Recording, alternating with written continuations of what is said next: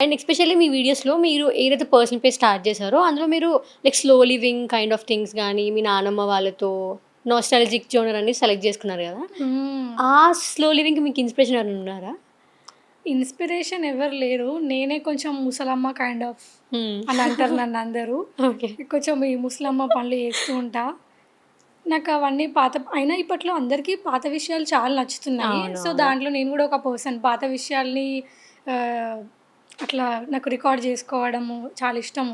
హ్మ్. నిన్న ఒక కస్టమర్ ఇంటికెళ్ళాను లంచ్‌కి. ఓకే. త వాళ్ళ ఇంట్లో వింటేజ్ థింగ్స్ అన్నీ ఉంటే నేను ఆంటీ నేను ఈ వీడియో తీసుకుంటా అని చెప్పి మరి అవన్నీ వీడియోస్ తెచ్చుకున్నా నేను. నైస్. నాకంత ఇష్టం. ఎందుకంటే అవి ఎప్పుడు కనిపించవు. హ్మ్. కనిపించినప్పుడు నేను రికార్డ్ చేసుకొని పెట్టుకోవాలి. ట్రూ. పెట్టుకున్నవి ఇంకొంతమందికి చూపించాలి అని ఉంటది.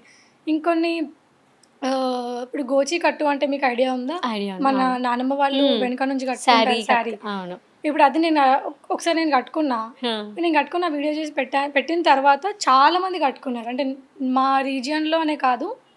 చాలామంది అంటే సమ్ పాయింట్‌లో మనం ఏం చేసినా ఒక కాంటెంట్ క్రియేషన్‌లో ఎవరిని అయినా కొంచెమైనా ఇన్‌ఫ్లూయెన్స్ చేయాలి.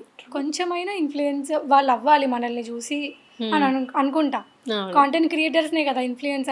ఇన్‌ఫ్లుయెన్సర్స్ అంటారు మళ్ళీ. ట్రూ. అవును. అందుకని సో, అంటే నేను చేసింది వాళ్ళు చేయొద్దు. అట్లా అస్సలుండదు. Oh my God! నేను చేసినట్టు చేస్తున్నారు. అంటే నేను ఒక తరంని ఇన్‌ఫ్లుయెన్స్ చేసేసినా అని ఆబ్వియస్‌లీ. అంటే మనం జేస్తుంది ఇంకొకళ్ళు జేస్తున్నారు చూసి అన్న ఫీలింగ్ ఉంటుంది లోపల. ప్రైడ్‌గా ఉంటుంది. సో, అట్లా. Okay. That kind of person. కానీ హ్మ్. చాలామంది దీంట్లో ఈ ఫీల్డ్‌లో నేనిట్లా చేసినందుకు వీళ్ళు కూడా ఇట్లా చేస్తున్నారు, కాపీ చేస్తున్నారు అని ఫీల్ అయ్యే క్రియేటర్స్ అయితే చాలామందుంటారు. హ్మ్. హ్మ్. హ్మ్.